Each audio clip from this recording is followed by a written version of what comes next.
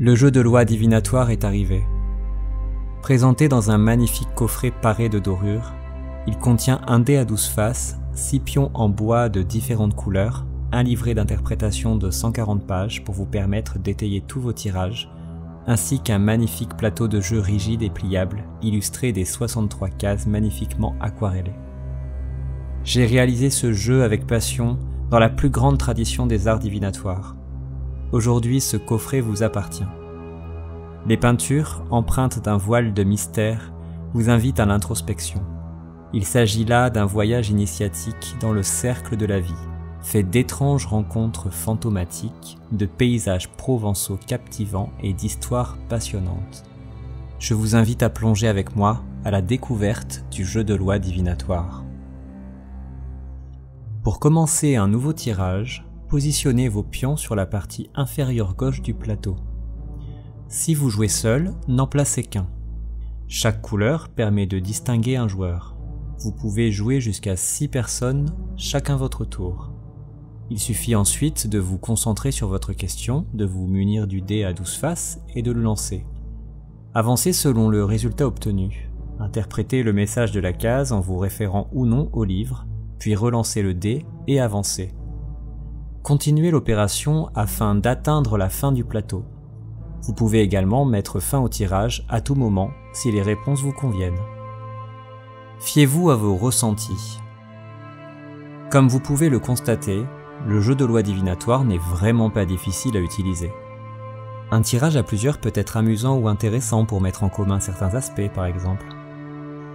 Dans le cas où 2 joueurs se retrouvent sur la même case, il suffit de positionner les pions de cette façon. Voyons maintenant les cases spéciales du jeu de loi divinatoire. Le joueur qui tombe sur la case numéro 6, correspondant au pont, devra, après interprétation de celle-ci, aller directement à la case 12, correspondant à la maison, sans l'interpréter. Pour la case 9, correspondant à loi, après interprétation de celle-ci, avancez du même résultat que votre précédent lancer. Interprétez la case sur laquelle vous arrivez. Le joueur tombant sur la case 19, correspondant à l'hôtel, devra interpréter celle-ci, puis au choix, attendre son prochain tour et jouer dans le sens inverse du jeu, ou passer 2 fois son tour avant de pouvoir avancer. Dans ce dernier cas, lancez symboliquement le dé 2 fois avant d'avancer. Le joueur tombant sur la case 31, correspondant au puits, devra, après interprétation de celle-ci, au choix, attendre son prochain tour et jouer 1 fois dans le sens inverse du jeu, passer son tour et avancer, ou bien attendre qu'un autre joueur arrive à cette même case pour prendre sa place. Si vous jouez seul et que vous décidez de passer votre tour, lancez symboliquement le dé avant d'avancer.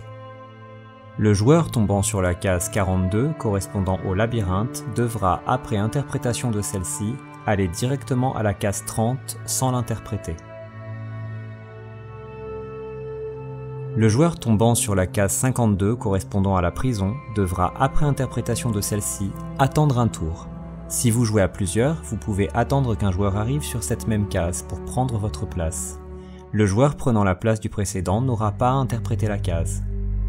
Le joueur tombant sur la case 58, correspondant à la mort, devra, après interprétation de celle-ci, mettre un terme à son tirage et recommencer une nouvelle partie en posant une nouvelle question s'il le souhaite. Le joueur tombant sur la case 63 devra interpréter celle-ci en fonction du résultat du dé. Pour cela, il suffit de se référer au livre d'interprétation fourni.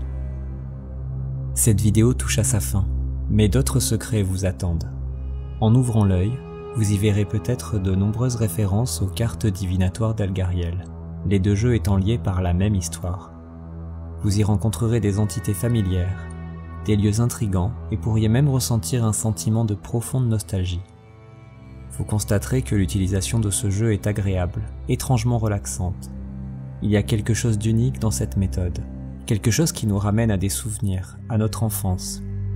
Alors il ne me reste plus qu'à vous souhaiter un merveilleux voyage en compagnie du jeu de loi divinatoire et de merveilleuses parties, seules ou à plusieurs.